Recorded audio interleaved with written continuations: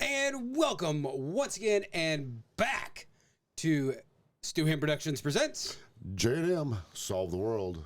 I am James. And I am Matt. And back from, actually, this is the first show of the new year. 2023. And we are going to start this one and say that this is now season dos. And to start off the season, a little salut. Salut to the new year. To the new year. Oh, that's good stuff. Nectar of the gods. Yeah. I don't know which gods, but it's their nectar. And I will chase that with a little bit of whiskey. There you go. A little scotch. Okay, so we had a pretty decent year last year. Yep. And you went on a cruise. Yes, I did. Which has propelled me to go on a cruise. Right. With my daughter and some people that I know. And it is going to be a great You'll time. enjoy it. You'll enjoy it. Worst part about the whole thing is getting on the ship at wherever port you're taking off of. Right. And getting back off the ship there. Now, the excursions and everything, not that bad. Mm-hmm. Unless you got to take a boat in, which we had to in Belize. Yeah. It was about a 30-minute ride from our cruise ship, which was kind of weird because here you're leaving your cruise ship. Mm-hmm. You're out in the middle of the fucking ocean, it looks like. Yeah. And you're leaving your cruise ship on this little boat that holds 500 people. It's kind of like, it goes home away from home. What the hell? When we pulled into Hong Kong back in 90, late 95, early 96, when I was in Japan, based out of Japan at the time. Right. Pulling into Hong Kong, we were out in the bay. Right. Because it wasn't deep enough for our ship to get in there, so we had to take little boats into Hong Kong. Yeah, that's the way Belize was. It's like weird. This is weird. Yeah. But I was wondering about that because on a cruise ship, if you look at it from the dock or sitting in the ocean, you know, especially when your boat's leaving it, there's a lot of freaking ship above the water. But I'm wondering how much that shit is below the water. It's got to be quite a bit. Well, or it'd tip over. see, there was the '08 deck on the ship that we used to go on to lay out in, but that was 8 floors above the flight deck, and the flight deck you're looking at probably 8 off of the sea level, Right. and then you had another 8 or 10 below sea level. Right. Like the brig on our ship, yeah, it was way down in the fucking bowels. Right. There was no getting around that. Or as I said in the WWF days, the bowels of the building. That's where you'll find mankind. So to kick off the new year and the new season, and you may notice that we have a newer sort of mascot. He kind of lights up, kind of doesn't. I don't know. But it's a ghost from Pac-Man. Yeah. And it's pixelated, and it's supposed to change colors, but hang on. There you go. Something happened. There we go. Fuck it. We'll just let it change on its own. Which brings up a great topic. Yeah. Beings were old as fucking crust. Yeah. Crusty as shit. Arcades. Arcades were so fucking awesome. You know, kids today have no idea I mean, their arcade is with their headset on, playing their Xbox or their PlayStation, and connected via the web. Right. And yeah, their games are a lot cooler. Graphics are better. Yeah. But there's nothing that beats that walking up to a machine and setting a quarter down and say, you got next. Right. There's a place up in Kansas City that has all the retro games. Oh, yeah. And you pay a fee. I have never been in there yet, but you go in there, you pay a fee. There's a bar, and I mean, it is aimed at adults. Right. But you pay a fee, and you get a wristband, and then you play all these machines like Paperboy and Dig Dug and the Pac-Mans and Donkey Kong, and I mean, all these different games, stand-up games. Galaga. Oh, fuck yeah. Centipede. Centipede. There was a place when I lived in Tennessee, it was off the campus of Austin Peay State University, that was like that. And it was like $15 and you play all day. Really? Oh, my God. That was way cheaper than when we used to go to the arcade. This game's 50 cents? Oh, fuck that, man. I ain't playing. That got into some of the later racing games and stuff where you actually sat in the seat. Yep. And you had the active steering wheel. And you felt the vibration in your seat and everything, you know. Oh, that's the best part about Dave and Buster's. Yeah. I came home on leave from Afghanistan the first time, and we went to Dave and Buster's because I flew into Nashville, and I had a set of clothes brought to me. And of course, I hadn't showered in over a day and a half, and I'd been stuck on a fucking plane. Right. But I changed, and everybody freaked out whenever I got back to Afghanistan because they were like, because I was telling them that I was drinking and driving like the night I got home, and they're like, what the fuck? And I'm like, hell yeah, man. NASCAR games are a fucking son of a bitch when you're trying to drive around the track and you're getting that active vibration in the steering wheel. Right. Trying to drink a beer at the same time and shift gears. I mean, I'm trying to remember that the one up there in the mall, the big arcade, Aladdin's Arcade. Yep. I probably still got a token around here from there. Oh, I'm sure. Because you had to buy tokens. Yep. And I'm trying to remember, couldn't you smoke in there at that time? I think so. Yeah. I mean, this was the 80s. Yeah. And they hadn't banned smoking from everywhere. Right. And kids could smoke. You didn't have to be 21 to smoke. That was the like the first sort of under 21 clubs. Right. That you could go to. Oh, yeah. There was no windows, so everybody was in there smoking, and and of course everybody's parents smoked, so nobody ever thought about smelling it on you. No. No, I mean that was of course I never went with my parents because my parents, they never went to the mall. They were older, Yeah. But I'd go in there with Gary and Terry, and they'd drop Chris and I off at the arcade while they went and done whatever, and then we'd meet back up and eat at the food court, and Exactly. My first experience with an arcade, little town in Illinois called Mattoon, and the mall was the place to be. Mm-hmm. And Aladdin's Castle was the arcade. Yep. That was the same thing in Battlefield Mall. Yeah. It was Aladdin's Castle. On one end was Kmart. Mm-hmm. On the other end of the mall was JCPenney's. And there was no real food court, but it was like there was Mr. Music, the music store that had all the CDs and everything. And then across from it was 21 Flavors, Baskin Robbins. And I mean, it was just like store, like Auntie Anne's pretzels, or pretzel wetzels or whatever. And I used to love to go into Wilson's Leather. Oh my God, yeah. Just the smell. Yeah. Yeah. Yeah. Then, of course, you got Kaleidoscope. Mm-hmm. No, it wasn't Kaleidoscope. Kaleidoscope was never a deal. Spencer's. Oh, yeah. Spencer's Gifts. Yep. That when you're a teenager and everything, and the hell was that?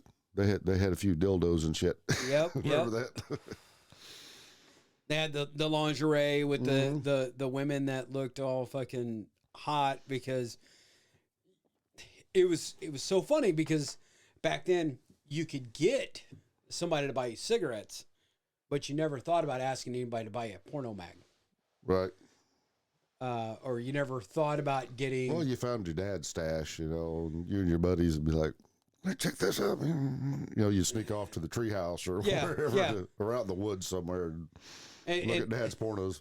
Nothing is weirder than sitting there and you guys are all like, you got a bunch of dudes sitting in a treehouse and you're all passing around skin mags, and it's just like, what the?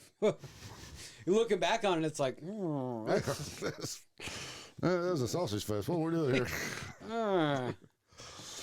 What was your favorite video game to play? Oh shoot, I don't know.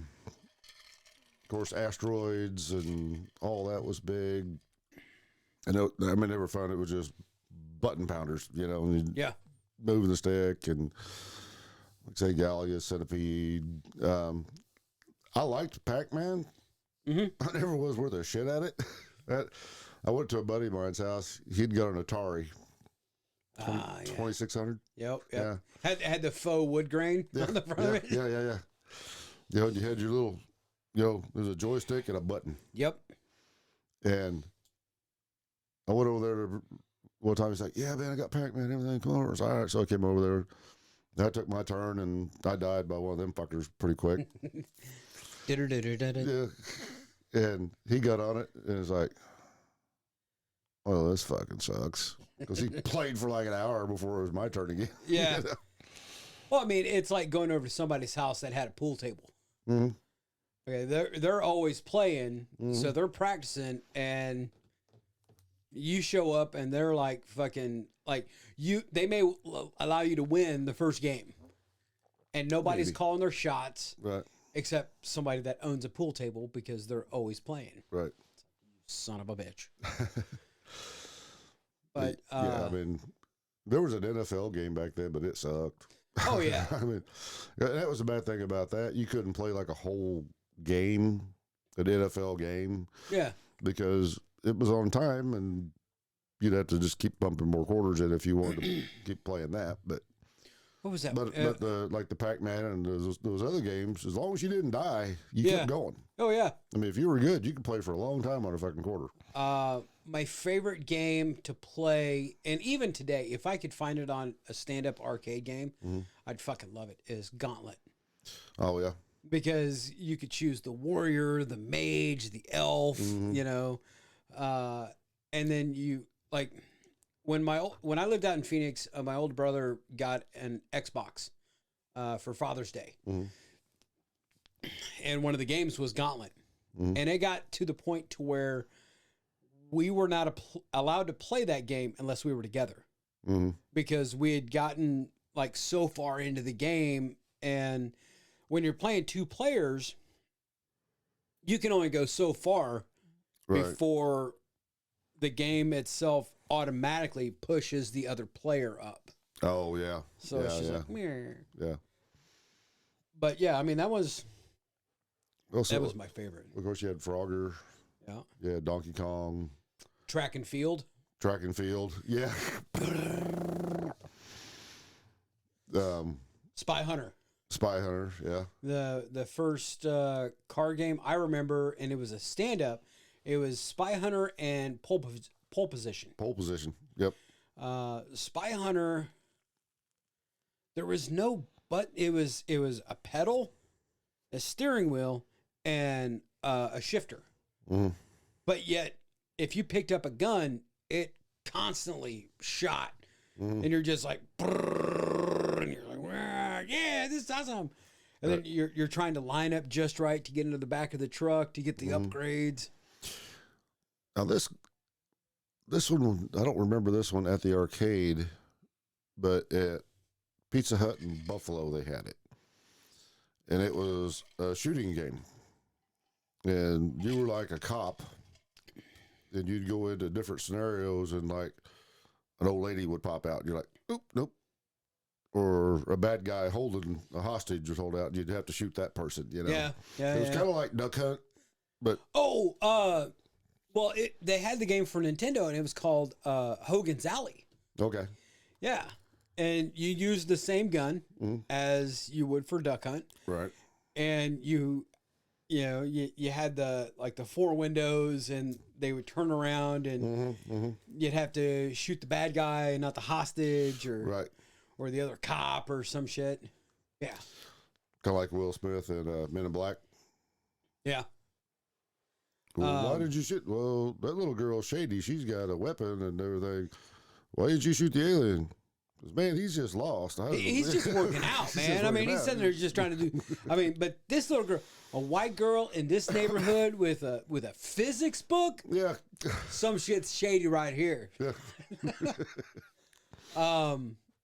Yeah. I mean, Escape. There was the Journey. Was the first band to have their own game. That's right. I forgot about that. Yeah, and you played each player, and you had to get up to the mothership to watch a Journey concert. Right. What was the one that was kind of the Indiana Jones based? Pitfall. Pitfall, yes. Yep. And then when they re-released that game on, I can't remember which game system it was, but of course the graphics were better and everything. But if you fell down into this one pit, it went back to the 16-bit Atari Pitfall. And it's like, what the fuck am I doing here? But yeah, going to the arcade was just so much fucking fun. You know, honestly, that's what I think kids are missing today is that social interaction of actually being around people. Right. Not on your headset in your bedroom smoking weed and whatever, but being around people because it was a crowd. Oh yeah. I mean, especially if you got good, everybody lined up around you and they were just watching you play. Right. You know, and I mean it's like. Or you do the same thing. You somebody just tearing it up on whatever, and you're like going, shit. How you doing? It was like, man, I don't know.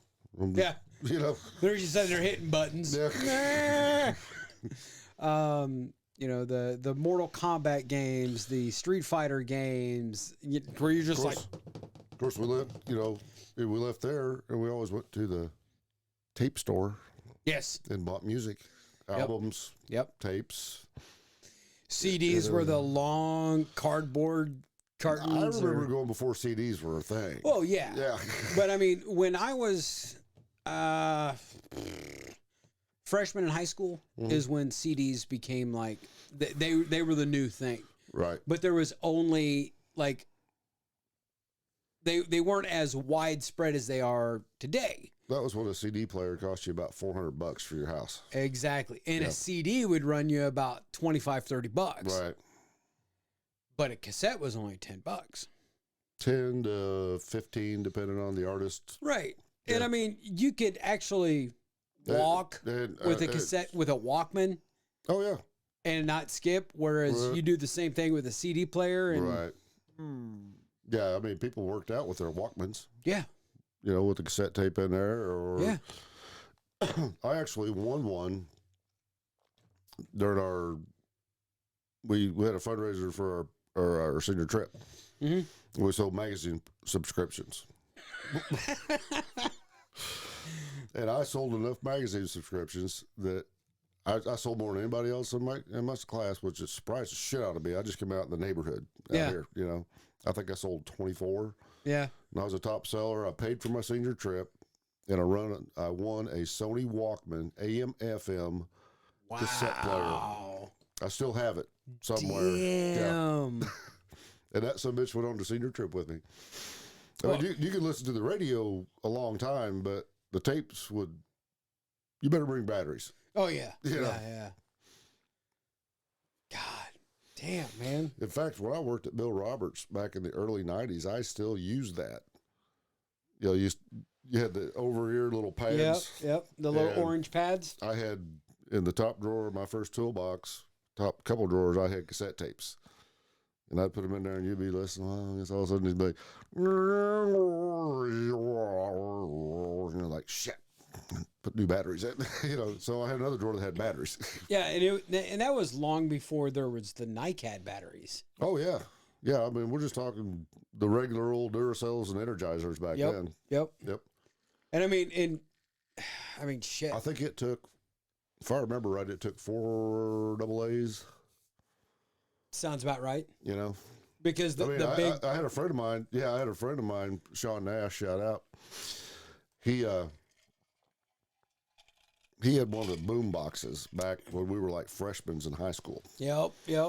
And I remember in art class, our teacher, she was a little different, but we got into the Renaissance area of art and everything. So she had a record player back there. She played like Bach and Beethoven and stuff during the class when we were working on our projects. And we're sitting at the back of the room listening to Ozzy when that was brand new shit, you know, Diary of a Madman. And Damn. yeah. I mean, and fuck. I mean, just think about it. I mean, and that's the thing is the arcade was a huge. I mean, Pac-Man Fever was a #1 song. Right. A song about a fucking video game. Right. Not a song in a video game, No. but a song about a video game. Yeah. Yep. I mean, damn. Yeah. It was good times. Well, and I mean, It was a lot you think simpler about times. it. You had Pac-Man, Mhm. Super Pac-Man, Yeah, Miss Pac-Man. Mrs. Pac-Man, Pac-Man Jr. You know, I mean that's 4 games off of one dude. And what was funny back then, I mean, you could go to the arcade like at the mall. Mm-hmm. But like I say, Pizza Hut had 3 or 4 games. Yep. It was kind of like back in the 70s, they had pinball machines. Right. But pinball machines got replaced by, stand-up arcade games. Right. And if you'd have got in on it at that time, you could put games in like pool halls and stuff like that, and you could make some pretty good money. Mm-hmm. Just depending, because the old pool hall, a friend of mine, he got a deal where he tried to put a couple games down there, and he did. But them old pool players didn't want to hear Right. while they're playing snooker. Right. You Right. know? But I mean, like you said, Pizza Hut. Now, I think Pizza Hut started because it was a sit-down pizza restaurant. Right. That was like the first place where you had these sit-down games. Right. The tabletop games, if you will. Do you remember, like, even in the arcade days, like at the mall, but they had those ones that looked like a tabletop? Yeah. And, you could sit there and it was like, Yeah. Your hand's underneath the glass, and the glass is about this big. And right.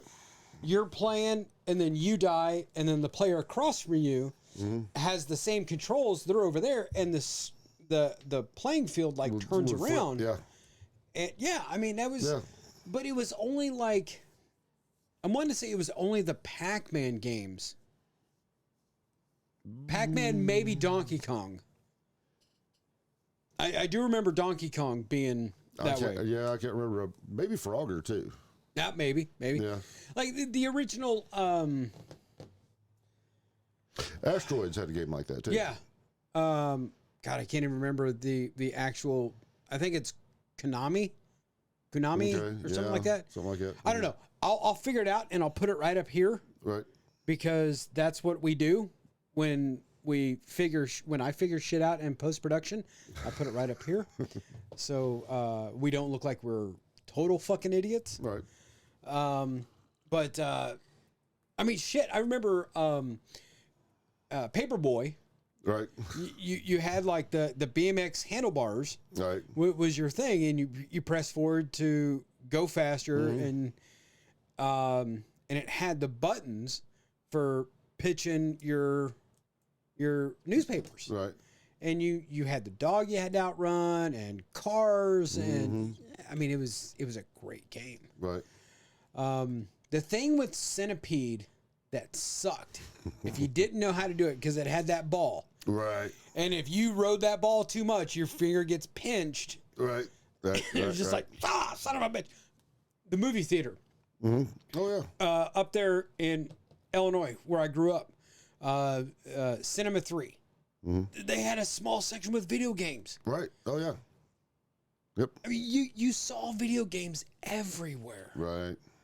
And, and of course, about the only game that you still see today is like the crane machines.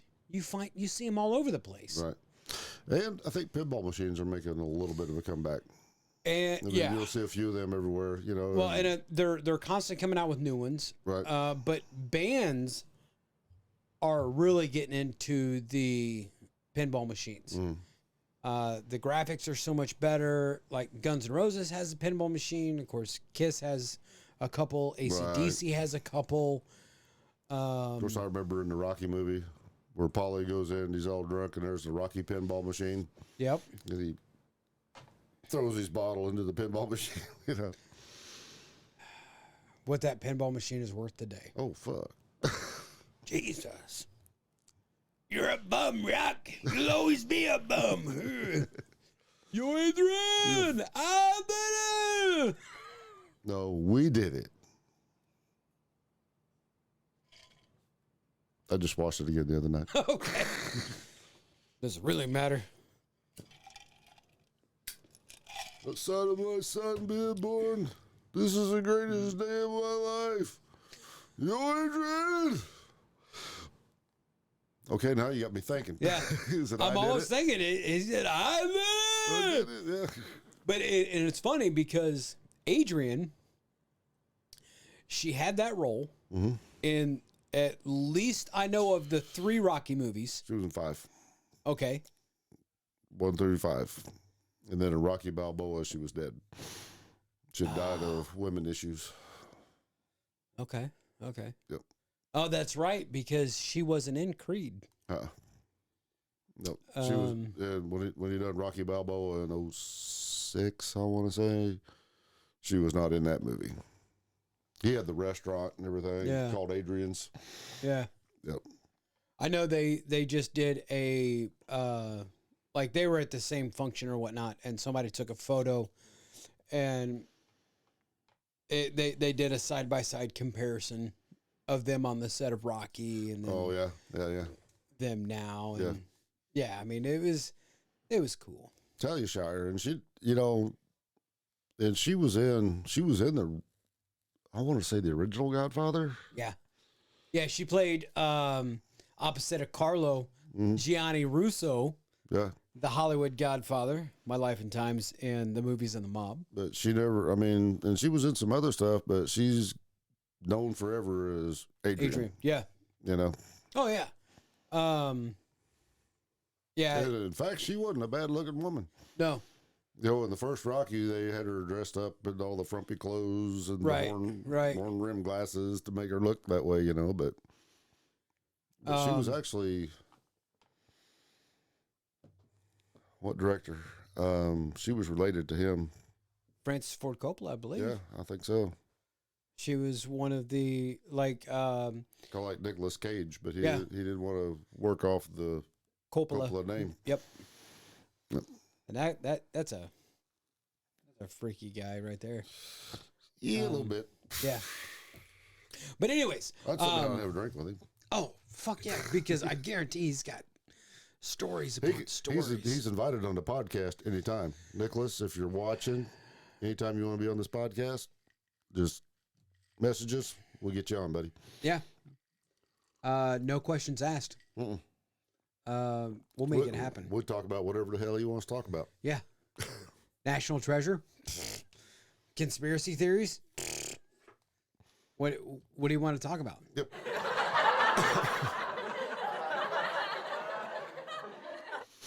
If he wants to come in on here and talk 2 hours about the laugh track, we'll do that. Yeah. I mean,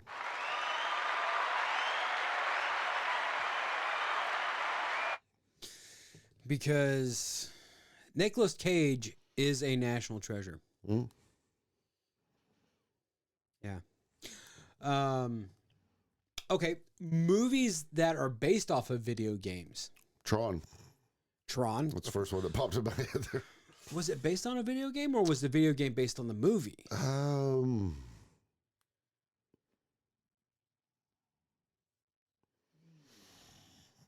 Inquiring minds want to know. Well, Tron, the movie itself was a video, game. Right. Okay, I think they came out with the video game the same time after the movie. I don't know. I think We'll find put out. that up there. Right Yeah. up here. Need for Speed. You know, I mean, it wasn't an arcade game. Right. It was more of a console game, but it was a movie based on the video game. Didn't they have a Pac-Man movie? Yeah. Yeah. Yeah. And a cartoon. Yeah. The movie Pixels Yeah. with Adam Sandler Mm-hmm. and Peter Dinklage. I mean, Oh yeah. it was all about the old arcade games. Yeah. Yeah. Let's see here. Dungeons and Dragons. Yeah. That's a board game though. Yeah, well, yeah. But I mean, it had a cartoon and it had a video game. The video game was based on the cartoon. The cartoon was based on the actual game itself. Have you seen the Big Bang Theory episode where they're playing Dungeons and Dragons and Wolowitz is doing the gatekeeper Oh, yeah. and Yeah. he's doing his Nicolas Cage And his Al Pacino. And, oh, God, yeah. That son of a bitch is actually pretty talented. Simon Hedberg. And he can also play the hell of a keyboard. Yes. Yes, he can. Because on the Bare Naked Ladies theme song, if you ever watch that video, he plays the solo on the keyboard. Well, but oh no, I guess that yeah. The Mortal Kombat Oh yeah, series, Yeah. the Street Fighter series. Street Fighter. I wanted to say Spy Hunter was based off of James Bond, Probably. but then they came out with the James Bond video games. You talk about movies. What about wrestlers back in the 80s and early 90s that had a video game theme? I mean, Glacier in Oh, the my 90s, that God. was based off of fucking Mortal Kombat. Yeah, yeah, You know, Mortis. yeah. Well, I mean, shit. WWE has had a game forever. All right. You know, I mean, where else could you honestly pit Hogan and Andre to where Andre came out on top? True. Or where could you have dream matches like create your own character and have Goldberg whoop Hogan's ass Ooh. or Stone Cold's ass? You know. Or the Macho Man. Ooh, yeah. Yeah. Mm-hmm. 'Cause I remember doing that on the early SmackDown, Shut Your Mouth, that early 2000s. Yeah. You could create your own characters, and of course, WCW was gone. Right. But I go into create a character mode, and I built me a Goldberg. Finishing maneuvers, Yeah. you know, had the spear, then the fucking jackhammer cover, Yeah. and also built a Scott Steiner. Big Papa Pump. I mean, this was before either one of them went to WWE. This was Yeah. like right after the buyout and everything, and I'm like going, shit. The big bad booty daddy. Yeah. Um, Of course, I had to build myself, you know. Of course, I was like 6'7" and 265 pounds. oh, yeah. Yeah. Yeah. Of course. Had more tattoos and shit. And Well, yeah. yeah. I mean, why wouldn't you? Yeah.